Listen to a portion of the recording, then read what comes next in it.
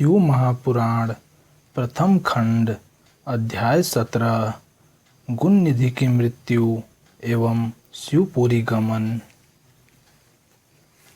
ब्रह्मा जी ने कहा, हे नारद, जब गुण निधि ने यह बात सुनी तब वह चिंता और शोकायुक्त होकर अपने को भाग्यहीन समझने लगा।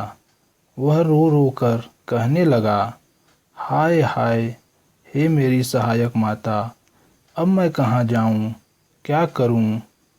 इस समय मुझको कुछ भी नहीं सूझ पड़ता है। मुझे धिक्कार है। गुण निधि यह कहकर पिता के भय से भयभीत हो रोता हुआ घर से भाग गया।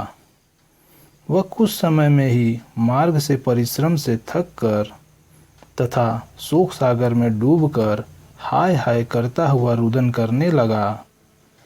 रोते रोते वह कहता, हे मेरी माता, मैं अब कहाँ जाऊँ और क्या करूँ? मुझे कोई उपाय नहीं सूझता। मैं विद्या से हीन हूँ, जो मुझको इस समय में लाभदायक होती है। मैंने धन का संग्रह भी तो नहीं किया, जिससे विद्वान एवं बुद्धिमान लोग सुख से जीवन यापन करते हैं। अब तो मैं भिक्षा मांगने के योग्य भी नहीं रहा हूँ। प्रातःकाल जब मैं सोकर उठता था तो मेरी माँ मुझे बड़े स्नेह से भोजन देती थी, परंतु अब उस माता को मैं कहाँ पाऊँ, क्या करूँ तथा कहाँ जाऊँ? गुण निधि इस प्रकार भयभीत हो रुदन करते करते अचेत होकर पृथ्वी पर गिर पड़ा। सूर्यास्त का समय हो गया। कुछ समय पश्चात वह सचेत होकर पुनः इसी चिंता में डूबा हुआ था कि इतने में एक शिव भक्त पुरुष शिव जी की पूजन के लिए उधर से निकला। उसके पास पूजन के लिए अनेक प्रकार की सामग्री तथा शिव जी के लिए भांति भांति के नैवेद्य थे। उसके साथ कुछ अन्य शिव भक्त भी थे। उस दिन शिवरात्रि थी, जिसमें मनुष्य व्रत करके मुक्ति प्राप्त करते हैं। यह शिवरात्रि सब व्रतों में श्रेष्ठ, अत्यंत सुखदायक, स्वयं शिव जी को अति प्रिय है। मूर्ख भी इस व्रत को करके अपने मनोरथ सिद्ध कर चुके हैं। जिस प्रकार शिव समस्त देवताओं को सुख प्रदान करते हैं, उसी प्रकार यह व्रत भी मनुष्यों को सुख प्रदान कर इस अपार संसार में ऋणों तथा बंधनों से मुक्त कर देता है। ऐसे परम शिवरात्रि व्रत को रखे हुए वे मनुष्य शिवालय में चले गए।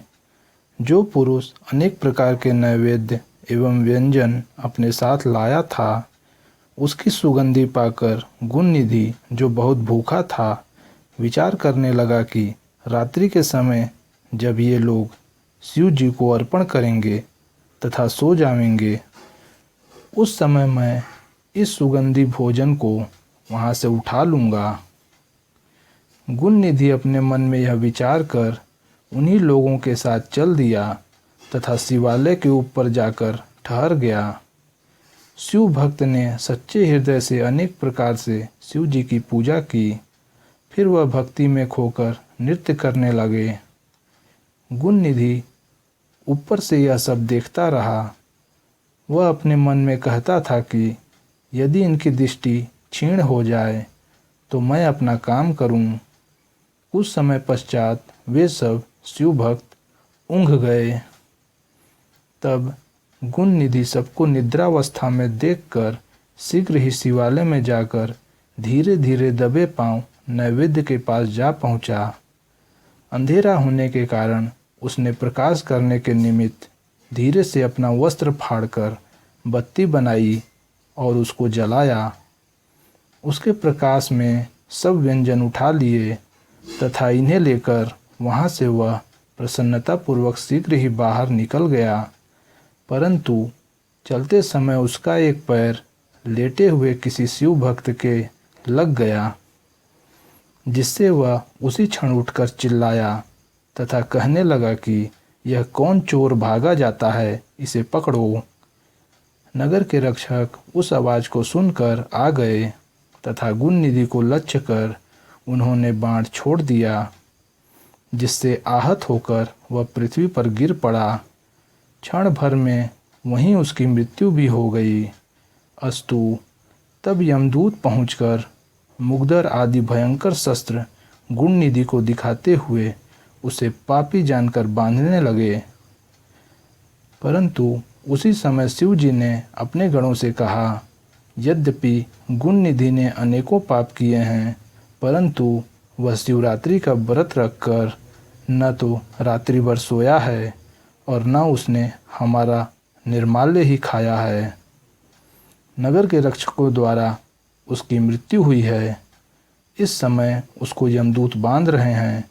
अतः मेरा आदेश है कि तुम यमदूतों से गुणनिधि को मुक्त करके मेरे लोक में ले आओ, क्योंकि मैंने उसको अपना लिया है। अब वह नरकगामी न होगा। मुझको शिवरात्रि व्रत अत्यंत प्रिय है। अस्तु, अब गुणनिधि कलिंग देश का राजा होकर मेरा परम भक्त होगा। शिव जी के आदेशानुसार उनके गण गुणनिधि के पास जा पहुँचे। उनके हाथों में त्रिशूल थे। यमराज के गण उन्हें देखकर बहुत भयभीत हो गए। शिव गणों ने उनसे कहा, तुम कौन हो जो इस निष्पाप व्यक्ति को बांध रहे हो? यमदूत यह सुनकर आश्चर्य के साथ कहने लगे, तुम कौन हो जो यम की अवज्ञा करके ऐसे पापी को छुड़ाते हो? भला तुम किसकी शक्ति पर इतने प्रबल हो रहे हो?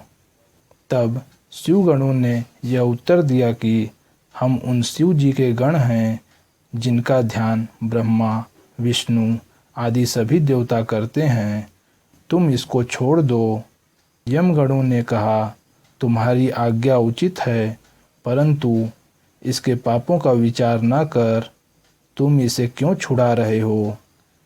इसने अपने कुल की रीति को त्यागा है तथा वेद का अपमान किया है। हम इसकी मूर्खता को कहाँ तक कहें? यह सब पापियों का सिरमौर है। सबसे बड़ा पाप जो इसने किया वह यह है कि शिव निर्माल्य चोरी करके ले भागा और खाने लगा। यह तो तुम भी देखे होगे। तुम यह भी भली भांति जानते होगे कि जो कोई शिव निर्माल्य ग्रहण करता है उसको ऊपर से लांग जाता है अथवा किसी को देता है, वह नरकगामी होता है।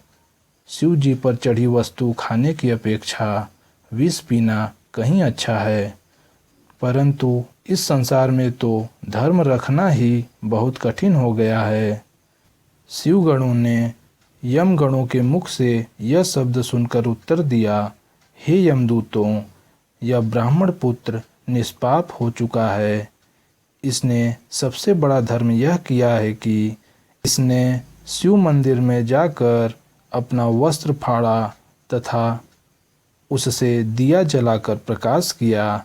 दूसरा बड़ा धर्म यह किया है कि शिवरात्रि को रात्रि दिन व्रत कर रात्रि भर जागरण किया, शिव जी का पूजन देखता रहा और उनके नाम स्मरण करता रहा। यद्यपि यह धर्म इससे अचानक ही हुआ, परंतु इसको पुण्य लाभ हुआ है। अब यह भविष्य में कलिंग देश का राजा होकर शिव जी का पूजन करेगा। यह कहकर शिव जी के गण गुणनिधि को मुक्त कर अदृश्य हो गए। 17वां अध्याय समाप्त हुआ।